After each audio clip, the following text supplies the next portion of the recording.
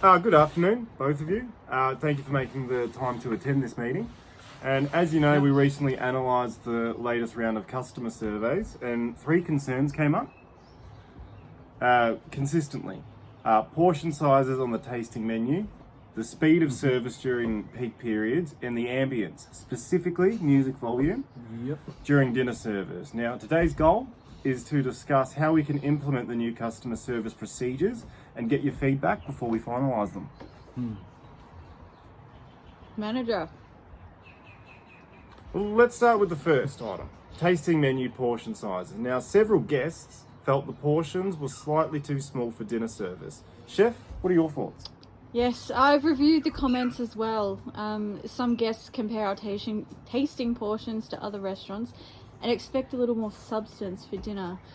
I can revise the tasting menu portion guide and adjust the gram amounts without heavily affecting food cost.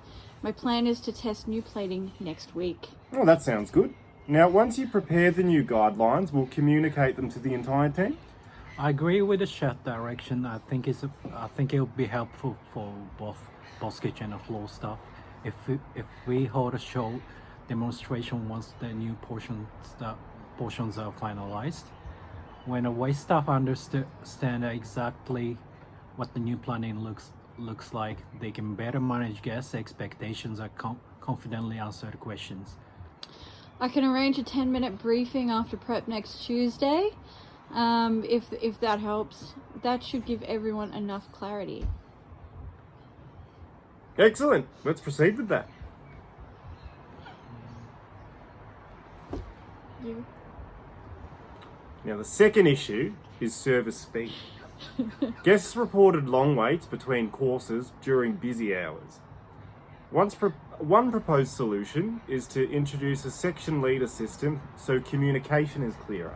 What do you think? I think it's assigning section leaders will help, especially on the weekends, but I also suggest creating a real-time service flow check. For example, one person each shift monitors table progression. If a table has been waiting more than specific number of minutes, then notify the kitchen immediately. This would prevent delays before they becomes a problem. That would help the kitchen too. Sometimes we don't know a table is still waiting because we assume the floor is pacing the courses. If the communication's immediate, we can adjust our timing. Good.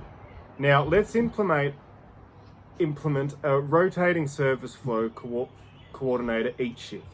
And additionally, I want to reduce pre-shift meetings to short, focused huddles, just enough to assign roles and highlight any special notes.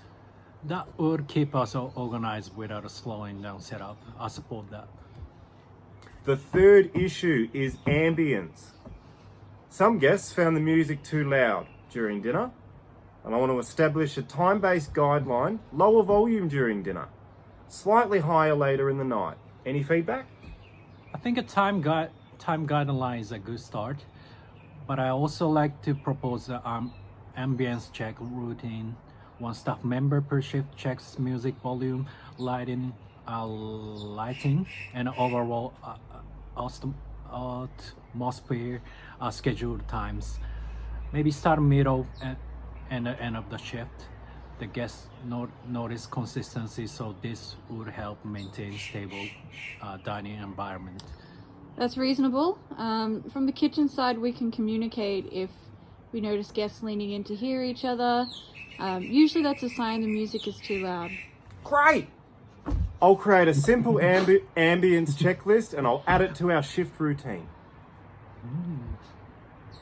Finally, communication. I will print copies of all updated policies and post them in the staff room. We also have a follow-up meeting scheduled for 2 weeks from now on to review progress. May I recommend sending the digital version as well?